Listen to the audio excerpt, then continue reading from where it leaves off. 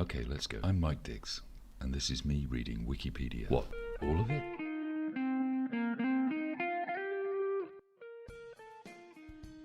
Today I thought I'd depart slightly from the format of reading a random Wikipedia article, and I'd read one about something I know a little bit about, which is the TV show Trumpton, famously made in the year of my birth, and something I've stolen really in recent years. Trumpton is a British stop-motion children's television series from the producers of Camberwick Green. First shown on the BBC from January to March 1967, it was the second series in the Trumptonshire trilogy, which comprised Camberwick Green, Trumpton and Chigley. Trumpton was narrated by Brian Cant, and animation was by Bob Bura, John Hardwick and Pasquale Ferrari. Scripts were by Alison Prince. I have an interesting story about Alison. She very sadly passed away, I think, last year. And I was in contact with her daughter afterwards because Alison's house in Scotland and the typewriter that she typed Trumpton on was going up for sale. And interesting to make a connection like that. I think she thought that probably I'd be one of the only people interested in buying it. Maybe I should have done. All other production details were identical to Camberwick Green. The story and structure of Trumpton. The action takes place in a fictional town of Trumpton, a short distance from the equally fictional village of Camberwick Green, the focus of the first series in the Trumptonshire trilogy. Each episode begins with a shot of Trumpton Town Hall clock. Here is the clock, the Trumpton clock, telling the time steadily, sensibly, never too quickly, never too slowly, telling the time for Trumpton. I could never do justice to Brian Cant's beautiful voice, but that's an evocative opening sentence to what's become, and always was, I guess, one of my favourite childhood TV shows. The townsfolk then appear, going about their daily business. The mayor, Mr. Troop the town clerk, Chippy Minton the carpenter, and his apprentice son Nibs, Mrs. Cobbett the florist, Miss Lovelace the milliner, and her trio of Pekingese dogs, Mitzi, Daphne and Lulu, Mr. Clamp the greengrocer, Mr. Munnings the printer, and Mr. Platt the clockmaker. Although most of the characters and settings are new, the style of the programme follows the pattern established by Camberwick Green, from which a few characters make an appearance in Trumpton also, in which domestic problems are cheerfully resolved by the end of the show, leaving the last minute or so for the fire brigade to become the town band and play the episode out. The fire brigade is perhaps Trumpton's most recognised feature. Captain Flack's roll call was recited in all but one episode. I didn't know that, actually. I'll have to find the episode where he doesn't actually do the roll call. Pew, pew, Barney McGrew, Cuthbert, Dibble, Grub. You can't help yourself but want to sing the song afterwards. I'll spare you my singing voice, but pew, pew, Barney McGrew, Cuthbert, Dibble, Grub. Many people told me that I got it wrong when I said it was pew, pew. They were twins. And many people think that it's Hugh, Pew, Barney McGrew, Cuthbert, Dibble, Grub, but it isn't. It's Pew and Pew, and they're twins. Puppeteer Gordon Murray has explained that Pew and Pew are twins. You must understand, not Hugh, Pew. In the episode Cuthbert's Morning Off, Cuthbert's name is omitted due to his absence. They are continually being called out. Now, so it's Cuthbert's Morning Off, which is a great episode, actually. I suggest you go and watch it. So the roll call would have been Pew, Pew, Barney McGrew, Dibble, Grub. Interesting. I'll have to go and find that clip. They are continually being called out to attend some emergency or another, in many cases to resolve fairly trivial matters, but to Captain Flack's annoyance, never an actual fire. The main reason for this was the difficulty in animating fire, water or smoke, although a naked flame was successfully animated in episode 8 for the abortive lighting of a bonfire. Nonetheless, After "right men, action stations," the fire brigade often absent-mindedly deployed the fire hose and received a rebuke from Captain Flack. "No, no, not the hose." Writer Gordon Murray has said that the communities of the series are representative of real locations, which are 1.5 miles from each other in an equidistant triangle, but declined to name them for fear of the area becoming inundated with Trumpton tourists. I have to say, there is a story about where Trumpton and Camberwick Green and Chigley were based, and it's very near me. And recently, I had to go to the hospital, and I went to go and see the town of Plumpton, and took a picture of myself standing next to the town sign. I have to say, Plumpton doesn't look anything like Trumpton, but it's in Sussex. Episode titles were given in the Radio Times but were not shown on screen. Episode 1 was The Bill Poster. Episode 2, Miss Lovelace and the Mayor's Hat. That's the only one that I've seen where the mayor doesn't have his hat on. I've watched all the episodes of Trumpton because originally, when I started running a fictitious Twitter account for Trumpton and the Mayor of Trumpton, I was taking stills from most of the pictures and creating satirical jokes. Well, they were barely jokes, but I was creating stories out of those pictures, and I had to go and watch all of the episodes. Mrs. Cobbett and the Ice Cream Man, which is my favourite, it's what started the work I do with Trumpton Online.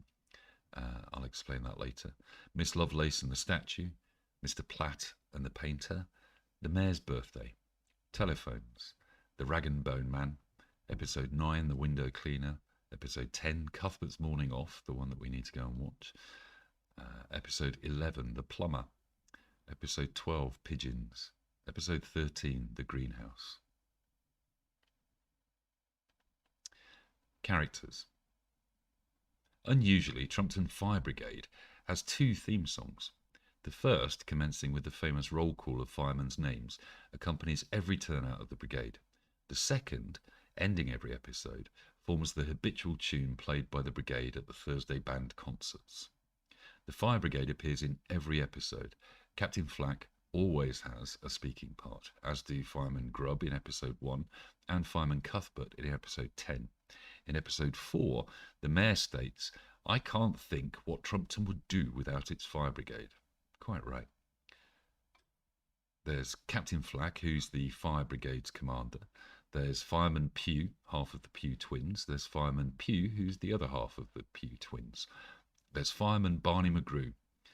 He got both names, but I think that was just for alliteration. Fireman Barney McGrew, the elderly driver of the fire engines, whose eyes are always closed. Fireman Cuthbert, the AWP operator. His theme song is "I Like the Robin's Merry Song." An AWP, in case you don't know, is an aerial work platform, also known as an aerial device. So it's the platform that Cuthbert often is lifted up on to rescue a pigeon. Then there's Fireman Dibble and Fireman Grubb. The corporation. The mayor. Unlike the other characters, his name is never revealed. He appears in the opening titles and in every episode except number 1. Mr. Troop. Now that's interesting, because I'd always assumed that his name was Mr. Mayor and therefore he had a sense of entitlement to become the mayor. And members of the mayor family were always the mayor. But no, it looks like democracy was in action, and while he was the mayor, he was called the mayor. I always wanted to make an episode of Trumpton where the mayor ran for election and lost, possibly to Mr. Philby. Then there's Mr. Troop, the town clerk. He and the mayor share the theme song Fire Brigade Road Repairs Library. He appears in 10 episodes. Mr. Bolt, the borough engineer. The only unseen character. He appears via telephone in 2 episodes. Mr. Philby. Now there's a thing that I didn't actually know. I've watched the telephone episode, but Mr. Bolt, the borough engineer, there should be a backstory for him created at some point. I could probably do that. Mr. Philby, the mayoral driver. Mayoral. I can't say some of the words I read on here. The mayoral. We'll go with that. The mayoral driver in his smart chauffeur's uniform. He appears in 8 episodes. Mr. Craddock, the park keeper. His theme song is Silver Paper, Toffee Paper, Dirty Piece of Cardboard. Classic lyrics. He appears in 8 episodes also. Then there's the townspeople. Mr. Chippy Minton, the carpenter. His theme song is I Like My Job as a Carpenter. He appears in every episode. Mrs. Dora Minton, Chippy's wife. She appears in 5 episodes. Nibs Minton, Chippy and Dora's son. He works as his father's apprentice and appears in every episode. He apparently has at least one sibling because his mother refers to her and Chippy's children in episode 8. However, the siblings never appear. Mr. Munnings, the printer. His theme song is I Line Up All the Letters. He appears in the opening titles and in the storyline of 11 episodes. Miss Lovelace, the hat maker. Her shop front uses the more formal title Milliner. Her theme song is A Hat for a Young Girl. She appears in the opening titles and in the storyline of 11 episodes. She is usually accompanied by her 3 Pekingese dogs, Mitzi, Daphne and Lulu. Mr. Clamp, the greengrocer. His shop is J. Clamp and Son, though his son is never to be seen, unless of course Mr. Clamp is himself the son, and his father is not with us. His theme song is Come Buy My Vegetables. He appears in the opening titles and in the storylines of 9 episodes. Mrs. Cobbett, the flower seller. Her theme song is Roses, Roses, Buy My Red Roses. She appears in the opening titles and then in the storyline of every episode. In episode 3, it is revealed that she has not missed a day's work in the town square for 40 years except on Sundays. Interestingly, when it says Sundays, there's no church in Trumpton. But they obviously do something on a Sunday. I don't know what. Mr. Platt, the clockmaker. His theme song is Clocks Are Like People. Of course, they are. He appears in every episode, though, unseen behind his door in episode 9. He keeps racing pigeons, which feature in episode 12, which is, fortunately, called Pigeons. So let's just find... I shouldn't have scrolled up there because now I'm lost. Mr. Platt, the clockmaker. Police Constable Potter. Trumpton's policeman. He appears in the opening titles and in the closing bandstand scene in every episode, and also in the storyline of 5 episodes. In episode 9, he is equipped with a police motorcycle like his colleague P.C. McGarry, who patrols Camberwick Green. Now there's something I've just learned. I thought P.C. McGarry was the only policeman in the Trumptonshire trilogy, and I thought he covered all 3 areas, but no. P.C. McGarry is from Camberwick Green, and Police Constable Potter is the Trumpton policeman. Mr. Robinson, the window cleaner. His theme song is It Is Hard to See Out. He appears in 5 episodes, though only in the background scenes of episodes 1, 2, 4 and 6, and he stars in episode 9. Mr. Tony Antonio, the ice cream seller. His theme song is Ting-a-ling, Ting-a-ling-a-ling-a-ling. Here's the ice cream van. He appears in the closing bandstand scene of every episode, but also in the storyline of episodes 3 and 6. In one of the episodes, the townsfolk try to get Mr. Tony Antonio moved along, which is actually what inspired me to turn the mayor into a UKIP mayor. Mr. Nick Fisher, the bill sticker. His theme song is Pasting Up Posters, Sticking Up the Bills. He appears in 2 episodes. Mr. Walter Harkin, the painter and decorator. His firm is named Harkin Brothers, though his brother is never seen. His theme song is People Will Ask Me Which Colour to Use. He appears in the closing bandstand scene of every episode. He also had a minor appearance in episode 2 and a starring role in episode 5.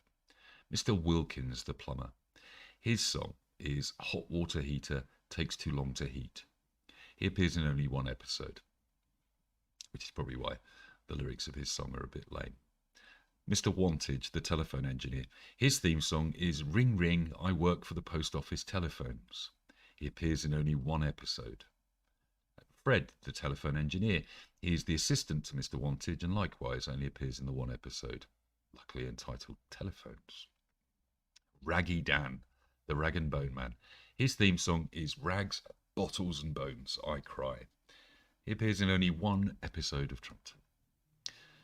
There are some visitors to Trumpton as well. Auntie, the aunt of Fireman Cuthbert, she appears in only one episode, which would be Cuthbert's morning off, I imagine. And the artist, he visits Trumpton to paint, appearing in only one episode.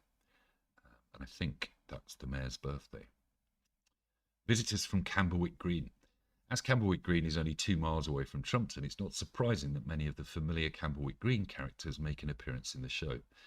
Mr. Crockett, the garage owner, he appears with his son in episode 1 watching the band concert, and he has a starring role in episode 4. Mr. Jonathan Bell, Farmer Bell, regularly visits Trumpton. He may be seen in the background shots of several episodes, and he is also in the closing crown scene at the band concert. Mr. Thomas Tripp, the milkman, he appears in the opening titles, but in the closing bandstand scene, but he has no part in any of the episode storylines. Mr. Roger Varley, the chimney sweep, he appears in 3 episodes, attending band concerts, but he has no part in the story. And Mrs. Honeyman, she appears in the background of episodes 1 and 2. In 2011, BBC Studios and post-production digitally restored all 39 episodes of the Trumptonshire trilogy, Camberwick Green, Trumpton and Chigley, after William Mollett, a son-in-law of the creator Gordon Murray, found some original footage in the attic. He then approached the BBC to see if it could track down the missing 40-year-old original footage, which was eventually traced to the BBC Broadcast Archive. But it soon became very clear that its age meant that restoration would be difficult and delicate. Murray and Mollett enlisted the expertise of BBC Studios and post-production, which cleaned, scanned and digitally restored the film footage frame by frame. Appearances in popular culture. In 1986, the English indie band Half Man, Half Biscuit released an EP record, The Trumpton Riots, whose title track describes an insurrection on the streets of Trumpton. In 1987, a sketch named Trumpton Raid appeared on a Lass Smith and Jones series 4. Smith is a newsreader on the telephone to Jones as Mike Airy live from Trumpton, reporting on an early morning raid by American F-111 aircraft on Trumpton. Must find that clip. In the UK in the early 1990s, there were several dance music tracks based on children's TV programmes or short educational films. The Prodigy released a track, Charlie, in 1991, which was then promptly followed in 1992 by Sesame's Treat by the Smarties and A Trip to Trumpton by Urban Hype, which was based on the original Trumpton music by Freddie Phillips, with heavy use of Trumpton samples. Aired 20th of April 2007, in the second episode of Season 4, Conference, Peep Show's Alan Johnson addresses the Project Zeus team and rhetorically posits as to whether the inventors of Google sat around watching Trumpton. At the 2007 Edinburgh Fringe, Phil Jupitus and Brian Cant presented Trumptonshire Tales. The format consisted of Jupitus interviewing Cant and introducing clips from the show. In 2009, Chippy Minton appeared in the official BBC Children in Need medley music video. He appears at the end of the video and is told they have just finished. Miss Lovelace and Wendy Miller also appear in the video. In its explanation of the fiscal multiplier, the BBC radio programme More or Less used the Trumpton economy as a model. Notably, firefighter Dibble was laid off due to a financial crisis in 2011. In September 2014, a spoof Twitter account, Trumpton UKIP, was created to parody the accounts of UKIP branches. Initially, the account received little notice. However, several weeks later, during a period when the party had been warning members to be aware of possible fake accounts designed to discredit them, UKIP MEP David Coburn encouraged his own Twitter followers to report the spoof account as fake, leading to widespread media coverage. Now, obviously, I know a little bit about that, and I am always very grateful to David Coburn for what he did for my Trumpton Twitter account. It's always nice to read something about yourself in Wikipedia. I'm sure that they should have mentioned my name, though, at some point.